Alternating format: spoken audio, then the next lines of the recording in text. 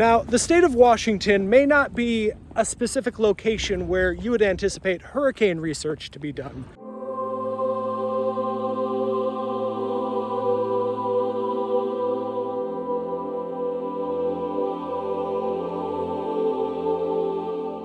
But within the buildings of the Pacific Marine Environmental Laboratories here at the NOAA campus in Seattle, Washington, that's one of the many things they do. Researchers, scientists, technicians, learning and building equipment that can help us measure parts of the ocean that we can't visit firsthand. Take a look at what I found when I took a visit there.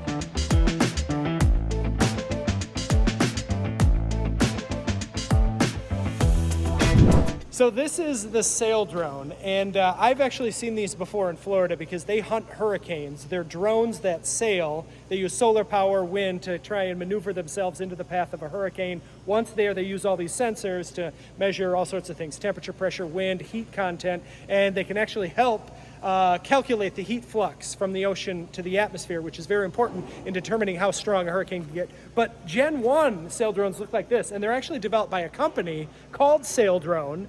And here is where they actually help outfit the actual vehicles with useful sensors. So this tool right here is something that would have been developed, say, in the machine shop.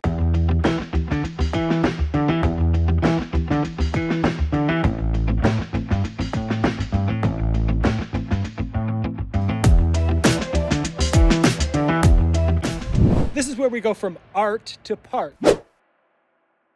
The PMEL machine shop, NOAA, one of his projects was done in here, correct? Certainly, yes. All right, so you have a fin to a part that goes on a Saildrone, which is an autonomous sailing drone.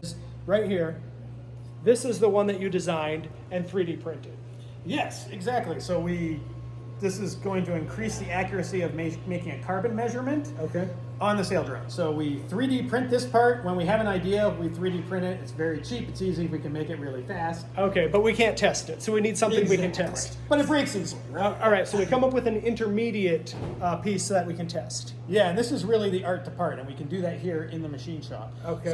So then I give them a computer file basically, and they can turn it into a piece, a part to use that we test locally. Okay, and this is metal, but it's aluminum. Exactly. So it can be used in a lab, but once this thing goes into the ocean, this piece isn't going to work. You need something better. Exactly. We need to go the next step further, and that's to the final part, which is right here. Okay, so this piece is made out of copper, blended with nickel. Yes. Nickel. Okay, essentially something that's strong enough to use, but won't have organic growth on it. Exactly. Yeah, it keeps critters from growing on things. We have a real problem with critters growing on things like in the barnacles. Ocean. Barnacles, seaweed, all that sort of stuff.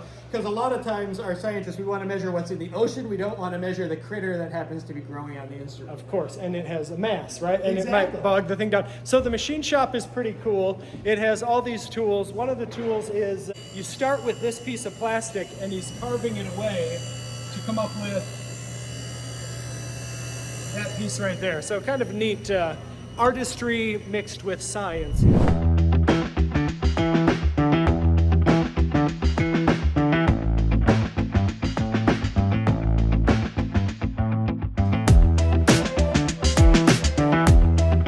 Now another piece of technology. This is what's called the Argo Float Lab.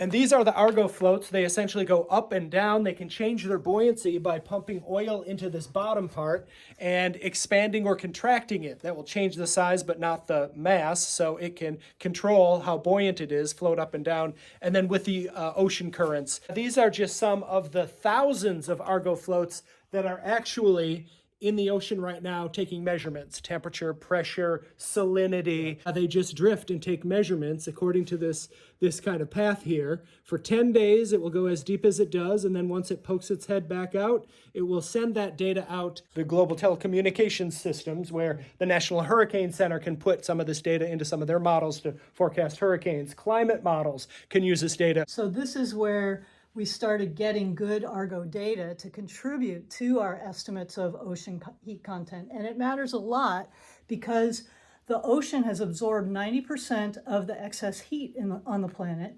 And that affects how much evaporation there is from the ocean, which then affects how clouds form. It affects how much precipitation there is. And so having these much more accurate estimates allows us to do better weather prediction and better climate prediction. And so, Michelle, we've just scratched the surface of what you're doing here, right? Absolutely. There's so much more going on here. You employ hundreds of workers. We have about 200 folks here. Okay. And we study everything from plankton to physics to chemistry to conditions that are affecting our marine fisheries to tsunamis that affect communities around the world. Almost anything impactful and related to the ocean. Just one of the many cool things that we have here in Seattle.